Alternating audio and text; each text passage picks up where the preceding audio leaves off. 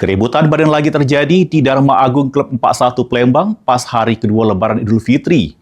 Akibatnya, dua beradik jadi korban salah sasaran, sehingga sang kakak meninggal dunia sedangkan adiknya dirawat intensif di rumah sakit.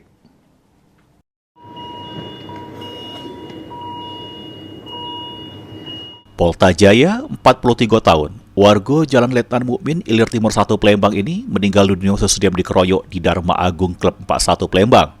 Pengeroyokan tersebut terjadi pada Lebaran kedua dini hari. Polta bersama adiknya Muhammad Ferry, 22 tahun, diduga jadi korban salah sasaran keributan yang terjadi. Menurut keterangan adik korban, Muhammad Dandi, insiden tragis terjadi pas Dandi sama korban Ferry begawe sebagai satpam di TKP. Tiba-tiba ada keributan sehingga keduanya berusaha melerai. Namun keduanya malah sempat ribut dengan rombongan pelaku. Ngerasa nyawanya terancam, keduanya menghubungi korban Polta meminta perlindungan. Pas sampai di lokasi, Polta sama Ferry malah dikeroyok oleh para pelaku sehingga bersimbah darah. Sempat dirawat di rumah sakit, namun nyawa Polta meninggal dunia pada Minggu sore. Pas saya turun, si Ferry sama Polta yang meninggal nih Pak, sudah berdarah semua Pak.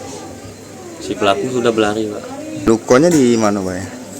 Luka si Ferry luka tusuk di bawah kelek Pak. Dua luka tusuk. Kalau si Polta yang meninggal di dunia, satu luka tusuk di kepala Pak. Kepala bagian sini.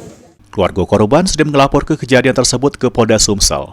Mbak ini lagi diselidiki oleh anggota Subdit Jataras di Treskrim Pihak keluarga berharap polisi gancang menangkap pelaku.